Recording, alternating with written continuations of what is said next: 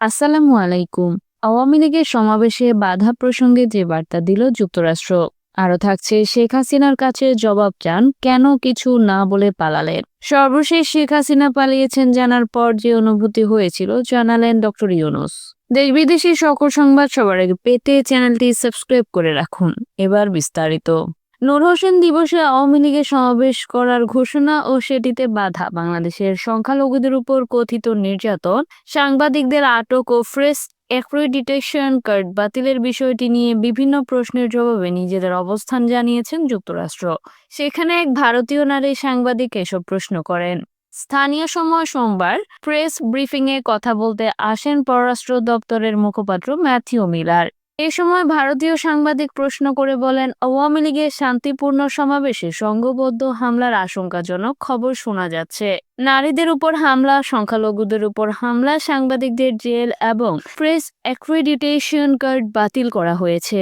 বাংলাদেশের অন্তর্বর্তী সরকারের সমালোচকরা বলছেন, ছাত্রদের 5 অগাস্টের বিপ্লব দেশকে আবারও সেখানে নিয়ে যাচ্ছে যেখান থেকে এটি শুরু হয়েছিল। আমরা দেখেছি বেদান্ত প্যাটেল এসবের নিন্দা জানিয়েছে। বাংলাদেশের অন্তর্বর্তী সরকারের সঙ্গে এ বিষয়ে আপনার কি কোনো কথা হয়েছে? জবাবে মিলার বলেন, বাংলাদেশের সঙ্গে আলাদাভাবে কি কথা হয়েছে সেটি এখানে আমি বলবো না। তবে আমরা বাংলাদেশ সরকারের কাছে স্পষ্ট করেছি, যেমনটা আমরা বিশ্বের সব দেশের কাছে করি, যে আমরা শান্তিপ্রিয় আন্দোলনকে সমর্থন করি এবং চাই না সরকার কোনোভাবে শান্তপ্রিয় আন্দোলনের সহিংস দমনপীড়ন চালাক।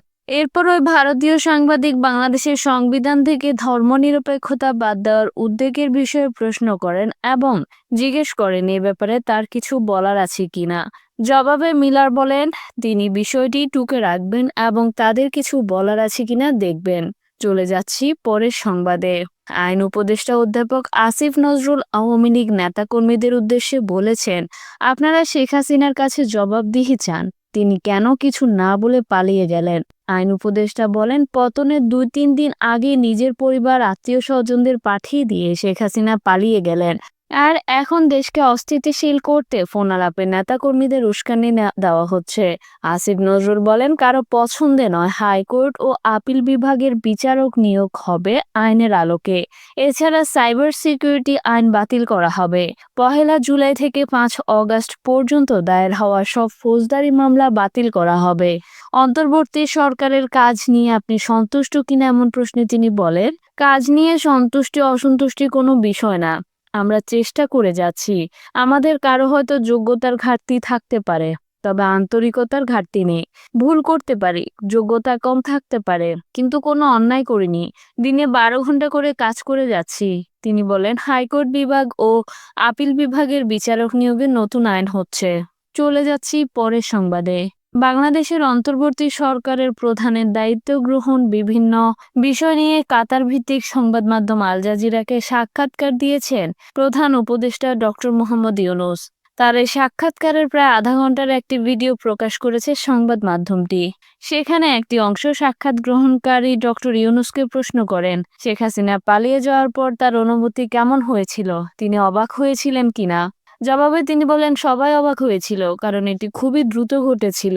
শেখ হাসিনা এমনভাবে সুরক্ষিত ছিল যে কেউ ভাবেনি তিনি পালিয়ে যাবেন। শিক্ষার্থীরা আসছে, তাদের সঙ্গে দেশের সব সাধারণ মানুষ যোগ দিয়েছে।